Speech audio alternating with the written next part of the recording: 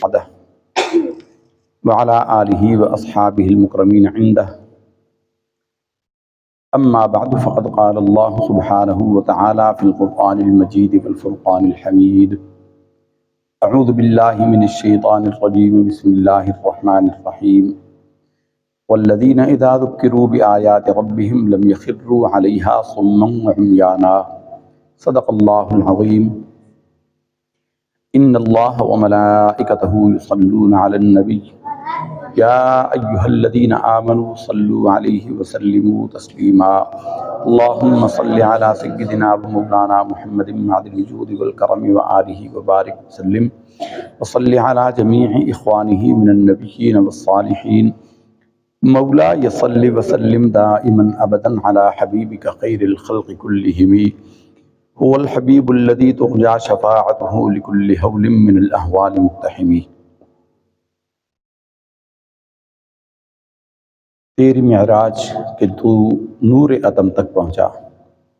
کسی نے کہا ہے کہ تیری معراج کہ تو لوح و قلم تک پہنچا، لیکن اس میں کسی نے تصحیح کی اور ترمیم کی اور کہا کہ یا رسول اللہ صلی اللہ علیہ وسلم تیری معراج کہ تو نور عدم تک پہنچا، لوح و قلم تو پیچھے رہ گئے، نور عدم، تیری معراج کہ تو نور عدم تک پہنچا، میری معراج کہ میں تیرے قدم تک پہنچا۔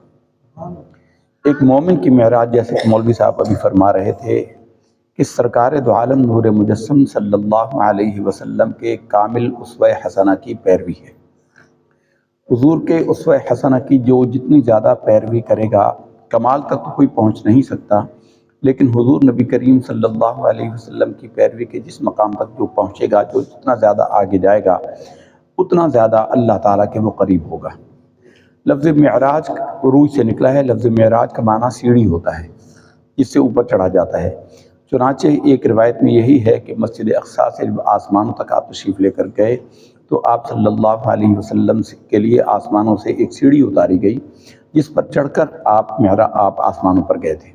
تو یہ سفر معراج اس لیے کہلاتا ہے کہ اس میں سیڑھی لٹکائی گئی، معراج سیڑھی کو کہتے ہیں۔ خواجہ نظام الدین اولیاء محبوب الہی رحمۃ اللہ تعالی علیہ نے فوائد میں یہ لکھا ہے کہ سفر معراج کے 3 حصے ہیں۔ ایک حصہ مسجد حرام سے مسجد اقصیٰ تک ہے، اس کو سفر اسراء کہتے ہیں، اور وہاں سے پھر جب آسمانوں سے گزرتے ہوئے سدرۃ المنتہا تک پہنچے، یہ سفر معراج کہلاتا ہے۔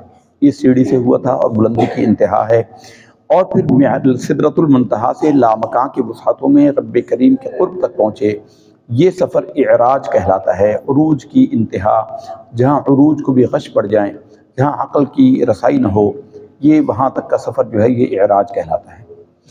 ابھی مولوی صاحب یہ فرما رہے تھے کہ جبریل امین نے دعا کی سرکار کی بارگاہ سے، عرض کیا اللہ کی بارگاہ میں پیش کرنے کو کہ امت محمدیہ کے نیچے میں پر بچھاؤں۔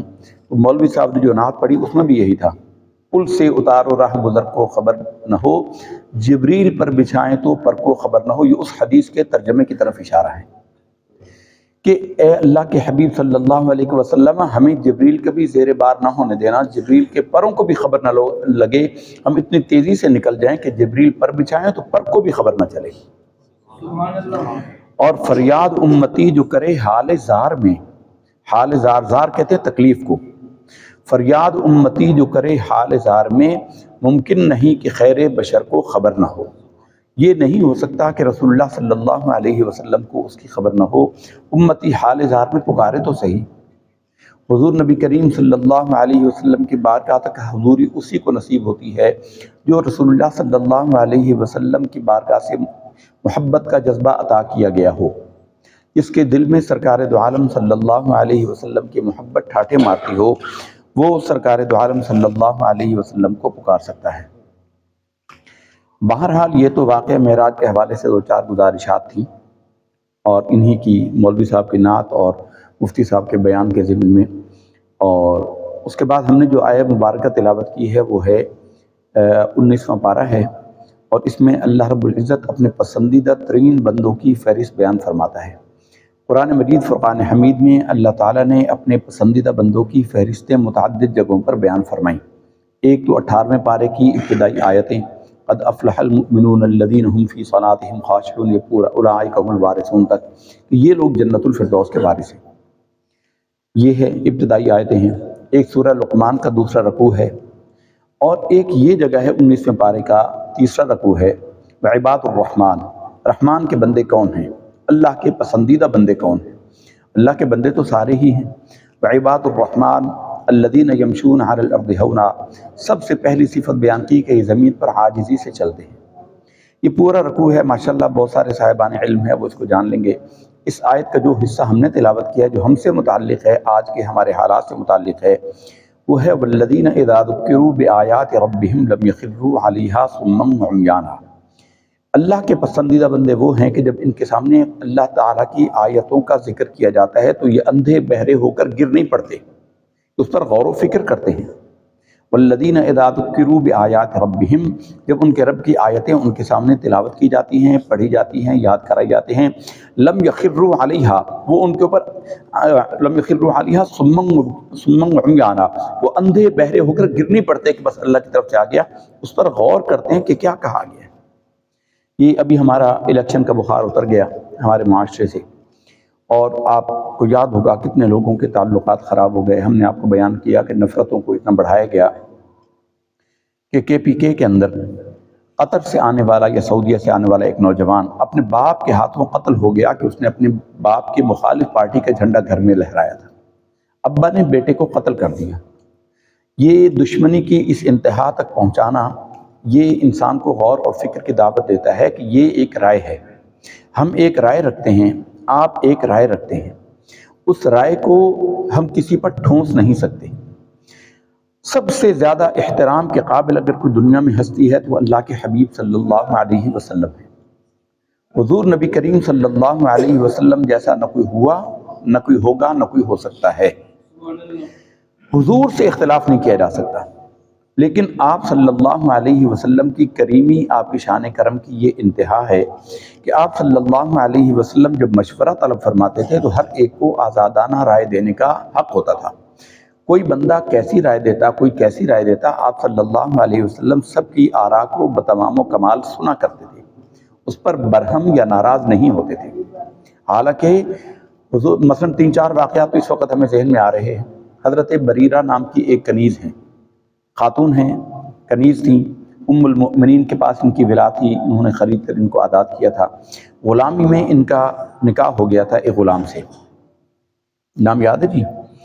حضرت بریرہ کے ایک شوہر تھے، صفوان غالباً نام تھا، صفوان نام تھا ان کا غالباً، تو ان کے ساتھ غلامی میں نکاح تھا۔ غلامی کے اندر نکاح کی شرط یہ ہوتی ہے کہ مالک دونوں کے راضی ہوں، یعنی کنیز کا مالک اور غلام کا مالک دونوں راضی ہوں تو آپس میں نکاح ہو سکتا ہے، ان کی رضا کے بغیر نکاح نہیں ہو سکتا۔ لیکن اس دونوں میں سے اگر ایک آزاد ہو جائے، خاص طور پر عورت آزاد ہو جائے، کنیز آزاد ہو جائے، اس کا مالک اس کو آزاد کر دے، اس کو خیار نکاح ہوتا ہے۔ نکاح کو قائم رکھنے کا اختیار ہوتا ہے کہ چاہے تو نکاح کو رکھے، چاہے تو اس کو چھوڑ دے، چاہے تو کہے کہ میں اس کو قبول نہیں کرتی، کیونکہ غلامی میں وہ مجبور تھی۔ اب آزاد ہوگی تو حضرت بریرہ کو ام المؤمنین سیدہ عائشہ صدیقہ طیبہ طاہرہ رضی اللہ تعالی عنہا نے خرید کر آزاد کر دیا۔ آزاد کر کے ان کی ولا میں وہ آ گئی، تو انہوں نے کہا کہ میں اپنے اس نکاح کو ختم کرتی ہوں، فسخ کرتی ہوں، میں اپنے اس نکاح کو قائم نہیں رکھتی۔ یہ خیار نکاح ہوتا ہے، یہ شریعت میں کنیز کو اجازت ہے، اور خیار بلوغ بھی ہے۔ ویسے مطلب ہمارے ہاں جو بچیوں کا اگر کوئی رشتہ کر دے، شرعی مسئلہ ہے کہ اگر نابالغی کی حالت میں بچی کا رشتہ کر دیا جائے اور جب وہ بچی بالغ ہو جائے تو اس بلوغت کے عرصے میں جتنا وہ پہلے اس کے مینسس کے دن ہوتے ہیں، اس میں اس کو یہ اختیار ہوتا ہے کہ وہ کہہ دے کہ میں اس نکاح کو ختم کرتی ہوں، تو وہ نکاح ختم مانا جاتا ہے، اس کو اختیار ہوتا ہے۔ لیکن جب وہ نشست ختم ہو گئی، وہ مجلس ختم ہو گئی اس کے مجلس کا لوگوں نے تو کہا کہ خاص اسی مجلس میں جیسے ہی اس کو منسی جاری ہوئی تو محدود کر دینا ہے۔ مراد یہ ہے کہ وہ اس کے 5-7 دن ہوتے ہیں، ان دنوں میں اگر وہ ختم کر دے نکاح کو تو اس کو اختیار ہوتا ہے۔ اسے خیار بلوغ کہتے ہیں، اسے خیار نکاح کہتے ہیں۔ تو وہ جو تھے وہ ان کے اتنے زیادہ محبت کرنے والے تھے، ان کے شوہر، کہ وہ بہت زیادہ محبت کرتے تھے، اور وہ گلی میں آوازیں لگاتے تھے، بریرہ بریرہ بریرہ، مجنون ہو گئے تھے، دیوانے ہو گئے تھے اپنی بیوی کی محبت میں، اور وہ اسے طلاق دینا نہیں چاہتے، اسے یعنی آزاد نہیں کرنا چاہتے تھے۔ لیکن اس عورت نے اپنے حق کے خیار کو اختیار کر لیا۔ تو رسول اللہ صلی اللہ علیہ وسلم نے ان سے فرمایا کہ اے بریرہ، دیکھ تیرے ساتھ کتنی محبت کرتا ہے، کتنا تیرا دیوانہ ہوا پھر رہا ہے، اور تجھے کہتا ہے کہ تو چھوڑ دے، یعنی وہ الگ تو اس کے ساتھ رہ، تو تو رہ لے اس کے ساتھ۔ اس نے کہا یا رسول اللہ صلی اللہ علیہ وسلم، یہ آپ کا حکم ہے یا آپ کی رائے ہے؟ اگر آپ کا حکم ہے تو میں انکار کر نہیں سکتی کہ آپ کے حکم کا انکار کفر ہے، لیکن اگر آپ کا یہ مشورہ ہے تو میں آپ کی رائے مان نہیں سکتی، اس لیے کہ میں اس کے شوہر ہونے کے حقوق کو ادا ہی نہیں کر سکتی، میرے دل میں اس کی اتنی سی محبت بھی نہیں ہے کہ میں اس کے شرعی حقوق ادا کر سکوں۔ تو آپ صلی اللہ علیہ وسلم نے اس کی رائے کا احترام فرمایا۔ غزوہ بدر ہے، سرکار دو عالم صلی اللہ علیہ وسلم تشریف لے کر گئے، ایک جگہ لشکر نے پڑاؤ ڈالا۔ ایک صحابی نے عرض کیا یا رسول اللہ صلی اللہ علیہ وسلم، میں اس علاقے سے خوب واقف ہوں، یہ جہاں آپ نے پڑاؤ کیا ہے یہ آپ کی رائے ہے یا اللہ کی طرف سے وحی کے ذریعے حکم ہے؟ آپ صلی اللہ علیہ وسلم نے فرمایا کہ بلکہ یہ میری رائے ہے۔ تو انہوں نے عرض کیا یا رسول اللہ، آپ لشکر کو فلاں جگہ پر رکھ لیں، وہاں ہم ذرا سی زمین کھودیں گے تو پانی نکل آئے گا، وہاں ہم ذرا سی زمین کھودیں گے تو پانی نکل آئے گا۔ تو آپ صلی اللہ علیہ وسلم نے اپنی رائے کو چھوڑا اور آپ نے ان کی رائے کو اختیار کیا اور وہاں پہ لشکر کو ٹھہرایا جہاں ان صحابی نے کہا۔ پھر غزوہ احد ہے۔ غزوہ بدر چونکہ غزوے کی نیت سے لڑی نہیں گئی تھی، مسلمان جنگ کی نیت سے آئے نہیں تھے، مسلمان وہاں گئے تو بدر میں اللہ نے فتح عطا کی۔ اب مدینہ میں پیچھے تھوڑے لوگ رہ گئے تھے۔ اب یہ جو ہم غزوہ بدر کا سنتے ہیں نا کہ 6 تلواریں، 8 نیزے، 2 گھوڑے اور اس طرح کا تھوڑا سا ساز و سامان تھا، وہ اس لیے تھوڑا تھا کہ وہ لوگ جنگ کے لیے گئے ہی نہیں تھے، وہ گئے تھے ایک نہتے قافلے کا سامان چھیننے کے لیے، کیونکہ قریش نے ان کے مال و اسباب لوٹ لیے تھے ظالموں نے۔ تو ان کو پتہ چلا کہ قریش اپنے اسباب کے ساتھ آ رہے ہیں، تو ایک نہتے قافلے کو چھیننے کے لیے یہ گئے تھے۔ اب اللہ تعالیٰ کی حکمت ہوئی کہ ان سے بھڑا دے اور اللہ تعالیٰ مسلمانوں کی شوکت اور ہیبت کو ظاہر کرے۔ جنگ ہو گئی، باوجود اس خالی حالت کے اللہ نے مسلمانوں کو کامیابی عطا فرمائی۔ تو پیچھے جو مدینہ میں رہتے تھے نوجوان، ان کے دل میں بڑا جذبہ تھا، ان کے دل میں بڑا شوق تھا۔ تو غزوہ احد کا جب وقت آیا تو ان نوجوانوں نے کہا کہ یا رسول اللہ، ہم تو مدینہ سے باہر جا کے لڑیں گے، اگر کیونکہ رائے ہوئی کہ ہم مدینہ شریف میں رہ کر لڑیں گے، قریش آ رہے ہیں مکہ سے 400 کلومیٹر 500 کلومیٹر سے، ہم مدینہ میں رہتے ہیں، مدینہ میں رہ کر لڑیں گے تو مدینہ کی گلیوں سے ہم واقف ہیں، ان کا لشکر گلیوں میں متفرق ہو جائے گا، تقسیم ہو جائے گا، تھوڑے تھوڑے ٹکڑے رہ جائیں گے، ہماری عورتیں بھی پتھر مار مار کے ان کو ہلاک کر دیں گے۔ تو حضور کی رائے بھی یہی تھی کہ مدینہ میں رہ کر لڑا جائے، اور عبداللہ بن ابی کی رائے بھی یہی تھی، وہ رئیس المنافقین تھا، لیکن دنیاوی معاملات میں سمجھداری کی بات تھی۔ رسول اللہ صلی اللہ علیہ وسلم کی رائے بھی یہی تھی کہ ہم یہاں مدینہ میں رہ کر لڑیں، اور بھی جتنے بڑے صحابہ تھے عمر کے، ان کی رائے یہی تھی کہ مدینہ میں رہ کر لڑا جائے، کیونکہ قریش پوری تیاری سے آئے تھے، 3000 سے زیادہ کا لشکر لے کر آئے تھے۔ نوجوانوں کا جذبہ زیادہ تھا، نوجوان جو غزوہ بدر کی فتح میں رہ گئے تھے شریک ہونے سے، ان کے دل میں شوق تھا کہ ہم بھی جاتے اور مال غنیمت سمیٹتے۔ تو انہوں نے کہا یا رسول اللہ، نہیں، اگر ہم یہاں لڑیں گے تو وہاں پر وہ کہیں گے کہ یہ مسلمان ڈر گئے ہم سے، ہم وہاں جا کے لڑیں گے احد میں۔ آپ صلی اللہ علیہ وسلم نے جب رائے کی اکثریت کو دیکھا، آپ نے اس کو تسلیم کر لیا، آپ نے تسلیم کر لیا اور آپ گھر گئے، زیرہ بختر پہنی، خود پہنا، ہیلمٹ پہنا لوہے کا، ہتھیار سنبھالے، اب باہر تشریف لائے۔ ادھر غیر موجودگی میں جو لوگ بیٹھے تھے انہوں نے ان نوجوانوں کو شرمندہ کیا اور انہوں نے کہا کہ تمہیں رسول اللہ صلی اللہ علیہ وسلم نے اپنی رائے کا اظہار کر دیا، تمہیں خیال نہیں آیا کہ تم رسول اللہ کی رائے کے مقابل اپنی رائے پیش کر رہی ہو؟ تو جب وہ بڑے شرمندہ ہوئے نوجوان، رسول اللہ صلی اللہ علیہ وسلم جب باہر تشریف لائے تو ان نوجوانوں کو شرمندگی ہوئی، انہوں نے کہا یا رسول اللہ صلی اللہ علیہ وسلم، ہم آپ سے معافی مانگتے ہیں، ہم نے اپنی رائے سے رجوع کیا، آپ جو فرماتے ہیں مدینہ میں رہ کر لڑیں گے۔ اب مدینہ میں رہ کر لڑنے کا مطلب یہ تھا کہ 2-3 دن لشکر کو احد سے مدینہ پہنچنے میں لگنا تھا۔ مدینہ شریف اس وقت اتنا ہی تھا جتنی آج مسجد نبوی شریف ہے، تو 2-3 دن لگ جاتے۔ تو آپ صلی اللہ علیہ وسلم نے ارشاد فرمایا کہ کسی نبی کو یہ جائز نہیں ہے کہ جب وہ ہتھیار پہن لے، جنگ کے لیے ہتھیار اٹھا لے، تو وہ اس وقت تک ہتھیار نہیں کھولے گا جب تک کہ جنگ کا فیصلہ نہ ہو جائے۔ یہ کسی نبی کو جائز نہیں کہ جنگ سے پہلے وہ ہتھیار کھول دے، اب ہم چلیں گے۔ اور پھر وہاں گئے اور مسلمانوں سے حضور کے حکم کے سمجھنے میں بھول ہو گئی اور انہوں نے وہ جگہ چھوڑ دی، جس کی وجہ سے مسلمانوں کو بڑا جانی نقصان ہوا۔ لیکن حضور نے اکثریت کی رائے کو تسلیم کیا، کسی کو طعنہ نہیں دیا۔ پھر اللہ کی جناب سے حکم ہوا، فاعف عنہم واستغفر لہم وشاورہم فی الامر فاذا عزمت فتوکل علی اللہ۔ اے حبیب صلی اللہ علیہ وسلم، ان سے آپ کے حکم کے سمجھنے میں بھول ہوئی، آپ ان کو پہلے معاف کریں۔ آپ معاف نہیں کریں گے تو اللہ بھی ان کو معاف نہیں کرے گا۔ واستغفر لہم، اور اللہ سے ان کی معافی کی درخواست بھی آپ کریں۔ یہ خود معافی مانگیں گے، اللہ معاف نہیں کرے گا، آپ ان کے لیے مغفرت کی دعا کریں۔ وشاورہم فی الامر، اور اپنے مشوروں میں ان کو شریک رکھیں۔ فاذا عزمت فتوکل علی اللہ، جب تم پکا بھروسہ کر لو پھر اللہ پہ بھروسہ کرو، اور اللہ پر ارادہ کر لو تو اللہ پر بھروسہ کرو۔ تیسری بڑی جنگ جو ہے وہ غزوہ خندق ہے۔ غزوہ خندق میں آپ جانتے ہیں کہ قریش بہت بڑی تعداد میں آئی تھی، 12,000 کا لشکر تھا، ایک روایت میں 10,000 12,000 کا لشکر، بہت بڑا لشکر تھا۔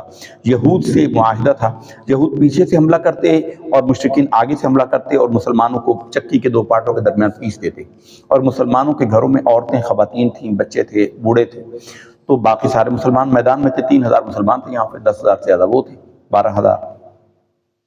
اب حضرت سیدنا سلمان فارسی رضی اللہ تعالیٰ عنہ، یہ خندق جو کھودنا ہے یہ عربوں کا طریقہ نہیں تھا، عرب اس سے واقف نہیں تھے۔ سلمان فارسی ایران کے رہنے والے تھے، انہوں نے کہا یا رسول اللہ صلی اللہ علیہ وسلم، ہم فارس کے رہنے والے، ایسی صورت میں جب دشمن زیادہ ہوتا تھا تو ہم اس کے لیے حفاظتی خندق کھود دیتے تھے، اتنا چوڑا گڑھا کھود دیتے تھے کہ جس کو دشمن پھلانگ نہ سکے، تو ہم خندق کھود لیتے ہیں۔ سرکار نے ان کی رائے کو تسلیم فرمایا، تو ہمیں یہ تعلیم فرمایا ہے، ہمیں یہ حکم فرمایا ہے کہ جو اکثریت نے کی رائے ہو جائے اس کو تسلیم کرنا چاہیے۔ ابھی آج جماعت اسلامی والے جناب سنا ہے کہ وہ روڈ بلاک کر رہے ہیں، تحریک لبیک والے کر رہے ہیں۔ جماعت اسلامی کو پورے پاکستان میں 2 صوبائی سیٹیں مل گئی، ایک کراچی سے، ایک KPK سے، سراج الحق بھی ہار گیا۔ اب جو نون لیگ اتنی اکثریت کا دعویٰ کر رہی تھی 100+، ہمارے بھی رائے یہی اندازہ یہی تھا کہ 100 سے زیادہ، وہ 70 سیٹیں، 74 سیٹیں، 76 پر آئی ہے۔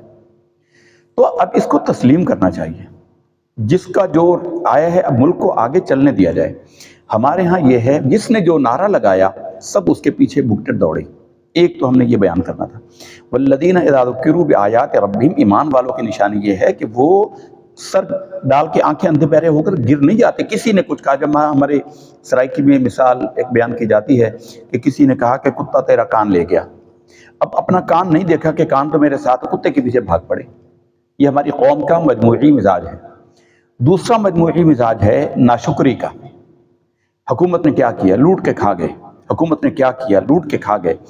اللہ ماشاء اللہ، ہر حکومت کے لیے یہی نعرہ ہے۔ آپ دل پر ہاتھ رکھ کے بتائیں، آپ نے اپنے والد کو بچپن میں جو دیکھا، جن حالات میں دیکھا، کیا آج آپ انہی حالات میں ہیں یا ان سے بہتر حالت میں ہیں؟ ہر بندہ پہلے سے بہتر حالت میں ہے۔ ہر بندے کے پاس جو بچپن میں اس کے والد کے پاس تھا اس سے زیادہ ہے۔ پاکستان جب بنا تھا تو ان کے پاس کامن پینیں نہیں تھی، پیپر کے اندر پن لگانے کی کر کے کانٹوں سے جوڑتے تھے۔ اب پیسے کی ہوس اتنی ہو گئی، کچھ نہیں دیا۔ جو گلیوں کے اندر کوڑا صاف کرنے والا ہے، گٹر صاف کرنے والے لوگ ہیں، ان کے پاس بھی 2 موبائل فون ہیں، اور 2 کے اندر 2 سمیں ہیں۔ اب 500 بھی لگائیں تو 2,000 روپے تو ماہانہ بل وہ ویسے ہی ضائع کر رہا ہے۔ اتنا پیسہ ہے، اس کے باوجود آپ جس سے سنیں گے یہ لوٹ کے کھا گئے، یہ پھوٹ کے کھا گئے، اور انہی کو موقع مل جائے، جو کہہ رہے ہیں انہی کو موقع مل جائے تو یہ بھی یہی کچھ کرتے ہیں۔ اور ہماری ویسے سوچی سمجھی رائے یہ ہے، اور اس میں ہم منفرد ہیں۔ ابھی ہم نے اس رائے کو عام نہیں کیا کیونکہ پھر آپ کو پتہ ہے کہ ہمارے یہاں فتاویٰ بہت لگتے ہیں۔ علماء کو سیاست میں آنا نہیں چاہیے، ہم علماء کی سیاست کے قائل نہیں ہیں۔ اگرچہ ہم نے خود JUP کے علامہ اویس نورانی صاحب کی حمایت کی، اب شاہ نورانی رحمۃ اللہ تعالیٰ علیہ نے کیا تھا، لیکن انہوں نے کیا تو چلو 7 سیٹیں لے کر بھی انہوں نے جواز تو پیش کیا۔ انہوں نے اپنے ہونے کا کہ یہ قادیانیت کی جو ترمیم انہوں نے کروائی ہے، یہ اتنا بڑا کارنامہ ہے کہ ان کے لیے 100 خون ان کے لیے معاف ہے۔ لیکن اس کے علاوہ بتائیے کہ علماء نے کیا کیا ہے، سیاسی طور پر کیا کردار ادا کیا۔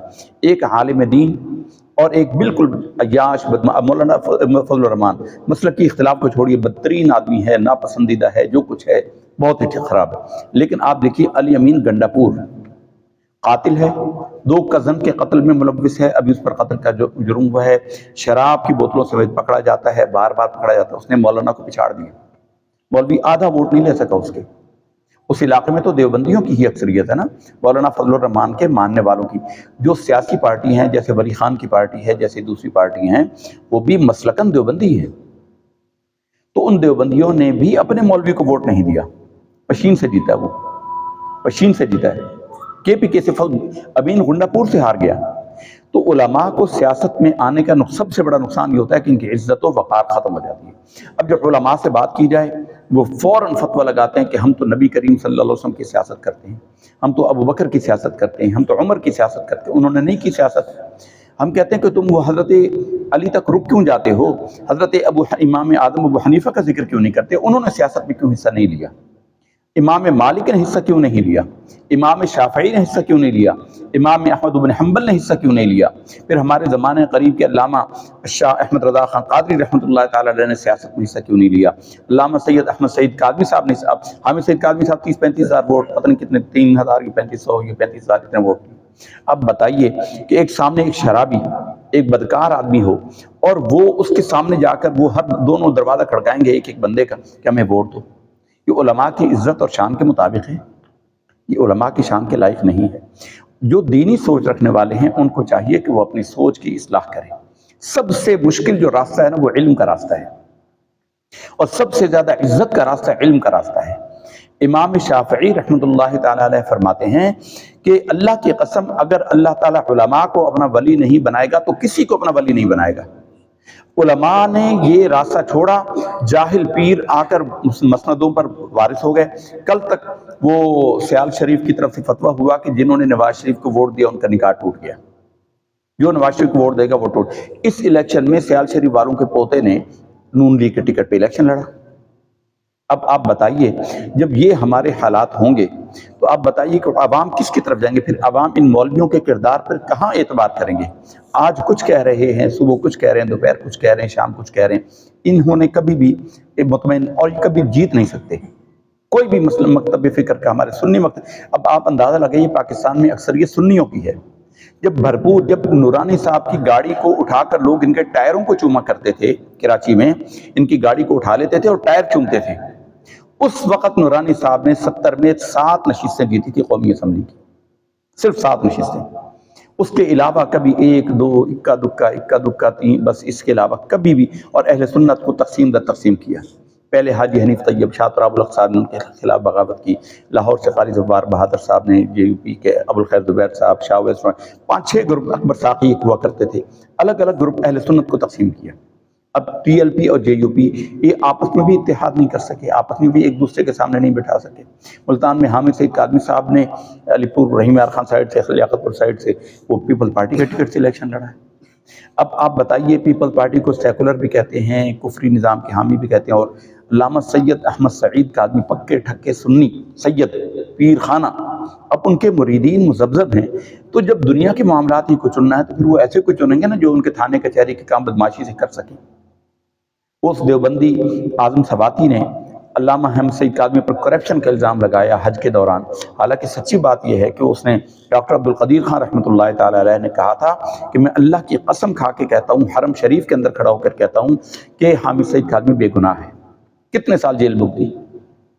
اس سیاست سے کیا لینا؟ علماء اگر سیاست سے دور رہیں تو علماء کی عزت و وقار رہے گی، علماء کی عزت۔ اور اگر یہ اویس نورانی صاحب نہ ہوتے، ہمارا کوئی انٹرسٹ نہیں تھا، ہم نے کسی سے اپنے گھر میں بھی نہیں کہا، ہم نے صرف اویس نورانی صاحب کا کہا بھی اب وہ ہماری عزت کا معاملہ ہے، اس کو ووٹ دیں۔ چھوٹے ووٹ کا ہم نے اپنے گھر میں بھی کسی کو نہیں کہا کہ جس کا جو دل کرتا ہے وہ کرے، ہمارا مطلب ہی نہیں، سارے شیطان شیاطین میں جس کو جو جمع کر لے چن لے۔ یہ لوگ جو اس نظام پر مسلط ہیں، اس حکومت پر مسلط ہیں، ان کی اصلاح کا یہی طریقہ ہے، ان کے سامنے نہ آیا جائے، ان سے اوپر بیٹھ کر ان کو ہدایت کی جائے، یہ کافی باتیں مان جاتی ہیں۔ یہاں اس مسجد کے امام صاحب ہوں گے نا، یہاں اگر MNA یا MPA بھی آئے گا، یہ مولوی صاحب بھی ایک مسجد میں امام ہیں، ان کے پاس بھی کوئی جائے گا، MNA بھی آئے گا تو ان کو مولوی صاحب کہہ کے ملے گا، ان کے سامنے عزت سے ہاتھ جھکا کے ملے گا۔ ابھی ہمارا ایک شاگرد ہے بچہ مصطفیٰ عادل، وہ آیا تھا گجرات سے، وہ کہہ رہا تھا وہاں کے جو سٹنگ MNA تھا نون لیگ کا، وہ آیا مسجد میں نماز پڑھنے تو اس نے سر پہ ٹوپی نہیں رکھی ہوئی تھی، وہ نوجوان ہے، اس کو پیر افضل قادری کا مرید ہے، پیر افضل قادری کا خلیفہ ہے، وہ جلالی، وہ کہتا ہے میں نے ڈنڈا اٹھا لیا، ٹوپی لے سر پہ۔ انہوں نے کہا یہ ٹوپی کے بغیر بھی ہو جاتی ہے، کہتا میں نے کہا تو وضو کے بغیر بھی آ جا۔ یعنی MNA کو اس طریقے سے، ایک نوجوان لڑکا ہے، اس سے بھی چھوٹا ہے عمر میں، یہ اتنا ہوگا، تو وہ ڈنڈا اٹھا رہا ہے MNA کے اوپر۔ تو یہ دین کی طاقت ہے، یہ علم کی طاقت ہے۔ العلم عز لا ذل فیہ، علم عزت ہی عزت ہے، اور علم ہے ہی دین کا علم۔ اس لیے ہم اپنے متعلقین کو یہی مشورہ دیتے ہیں، یہی نصیحت کرتے ہیں کہ اللہ کے بندو علم حاصل کرو۔ امام ابو حنیفہ رحمۃ اللہ تعالی علیہ یہ علم ہی کے راستے سے، بادشاہ بھی ان کی بات مانتا تھا، اگرچہ بادشاہ نے ہی حکم دے کر ان کو شہید کروایا تھا، کوڑے مروائے گئے تھے، لیکن عزت بھی بادشاہ ہی انہی کی کرتا تھا، انہی کے فتاویٰ پر عمل ہوتا تھا۔ فتاویٰ عالمگیری ہو، ہندوستان کے اندر اہل سنت والجماعت کا بہت بڑا فقہ حنفی کا انسائکلوپیڈیا علماء نے ترتیب دیا۔ امام اعظم ابو حنیفہ کے فتویٰ پر ہارون رشید کی بیوی اس کے لیے جائز ہوئی تھی، وہ ان کی باتیں مانتا تھا، ان کے حکموں پر عمل کرتا تھا۔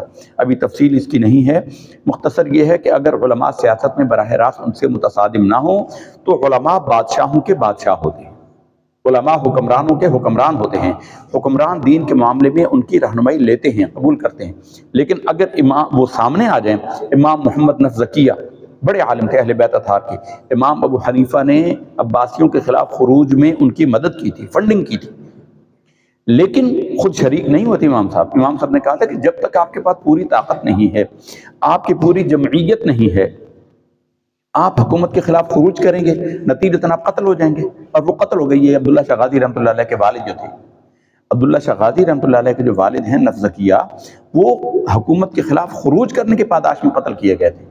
امام ابو حنیفہ نے ان کی فنڈنگ کی تھی، لیکن جنگ میں شریک نہیں ہوئے تھے، اور ان کو منع کیا تھا کہ یہ لوگ آپ کے ساتھ چھوڑ جائیں گے۔ امام حسین آپ کو یاد نہیں ہے، دل ان کے ساتھ لوگوں کے دھڑکتے تھے، تلواریں بنو امیہ کے ساتھ اٹھی، عوام نہیں آتی ساتھ کبھی بھی، عوام اسی طرح کی ہوتی ہے، رلی ملی ملی جلی۔ آپ جو خواص ہیں ان کے اوپر حکمرانی کرے تو وہ آپ کے حکم کو مانیں گے، لیکن بہرحال آپ کا اپنا شوق ہو، کسی کا بھی ہو، لیکن پہلے وہ اپنے علم کو حاصل کرے، تعلیم حاصل کرے۔ علم ایسی چیز ہے، ہماری اصل وراثت علم ہے۔ امام محمد بن حسن شیبانی امام ابو حنیفہ کے بڑے شاگردوں میں ہے۔ یہ نے اس زمانے میں ابو علی سینا تھا، ان کے زمانے میں بہت بڑا طبیب تھا، وہ مرنے والا تھا، بیمار تھا، ابو علی سینا طبیب تھا، تو یہ اس کے گھر گئے اس کی عیادت کرنے۔ تو وہ کہتے ہیں میں اس کے پاس جب گیا تو اس نے بستر مرگ پہ پڑا تھا، تو مجھے کہتا ہے کہ جی حضرت میں ایک دفعہ آپ کی نشست میں آیا تھا تو آپ نانی کی وراثت کے مسائل کے حوالے بیان کر رہے تھے، نانی کی وراثت کے مسائل بیان کر رہے تھے، مجھے وہ بھول گئے ہیں، آپ مجھے بتا دیجیے۔ تو امام محمد نے اسے کہا کہ اللہ کے بندے تو مر رہا ہے، اب آخرت کو یاد کر کیا تو یہ علم کی یہ سیکھنے کی باتیں کر رہا ہے؟ تو ابو علی سینا نے کہا کہ حضرت میں دنیا سے جہالت کی حالت سے بہتر سمجھتا ہوں کہ میں عالم بن کر مروں، وہ ہماری وراثت ہے، ہم اس مسند کے وارث ہیں، العلماء ورثۃ الانبیاء، یہ کہا۔ اب نتیجہ کیا ہوتا ہے؟ ہماری عوام جذباتی ہے، نعرے لگاتے ہیں، لوگ ان کے پیچھے ٹوٹ پڑتے ہیں۔ امام مالک رحمۃ اللہ، اگر دیکھیں نا آپ علماء میں اختلاف نہ ہوتا، بہت سارے مسائل میں امام ابو حنیفہ کے شاگرد ہیں، امام محمد، امام ابو یوسف، امام ظفر، یہ تین بڑے شاگرد ہیں، اکابر شاگرد ہیں، تینوں نے بہت سارے مسائل میں امام صاحب کے اختلاف کیا ہے، انہوں نے الگ رائے رکھی ہے۔ خود امام ابو حنیفہ کے شاگرد امام محمد کے شاگرد اور ستیلے بیٹے ہیں امام شافعی، انہوں نے بالکل ایک الگ فقہ رکھی۔ امام مالک کے شاگرد ہیں امام شافعی، ان سے انہوں نے جدا فقہ رکھی۔ امام احمد بن حنبل امام شافعی کے شاگرد ہیں، انہوں نے بالکل الگ فقہ رکھی، ہمارے چاروں امام ہیں۔ تو اختلاف علماء کے درمیان، حضور کا فرمان ہے اختلاف امتی رحمت، میری امت کے اختلاف رحمت ہے، اور خلاف ہونا غلط ہے، اختلاف ہونا ٹھیک ہے، اختلاف کسی علم کی بنیاد پر کیا جاتا ہے۔ تو فرمایا کہ امام مالک رحمۃ اللہ تعالیٰ علیہ کے سامنے جب اس طرح کی کوئی بات ہوئی، علمی مباحثہ ہوا اور لوگوں نے اختلاف کیا، تو وہ مدینہ شریف مسجد نبوی میں بیٹھ کر درس دیا کرتے تھے، تو انہوں نے حضور نبی کریم صلی اللہ علیہ وسلم کی رائے قبر اطہر کی طرف اشارہ کرتے ہوئے کہا کہ ان صاحب قبر کے سوا دنیا میں ہر ایک سے اختلاف کیا جا سکتا ہے، لیکن اس میں یہ فرق یاد رہے، اب اس کا مطلب یہ نہیں کہ چودھری صاحب بھی ہم سے اختلاف شروع کر دیں، چودھری صاحب تو ہمیں کچھ علم نہیں، ہم علماء کے جوتوں میں بیٹھنے والے، لیکن بہرحال ہمارے اتنا تو انہیں نہیں پتہ مسائل کا۔ اب یہ بچہ ہم سے کہہ دی اختلاف چونکہ کرنا جائز ہے تو میں بھی آپ کے اختلاف کرتا ہوں، یہ بھی آپ سے یہ جائز نہیں ہے۔ اس کے لیے شیخ سعدی کا وہ فقرہ یاد رکھیے کہ فرق مراتب نہ کنی زندیقی، اگر تم مرتبے میں فرق نہ کرو تو یہ بدبختی ہے۔ اللہ تعالیٰ ہمیں عقل سلیم اور فہم عمیم نصیب فرمائے، اور ہمارا جینا اسلام پر، ہمارا خاتمہ ایمان پر فرمائے۔ وآخر دعوانا الحمدللہ۔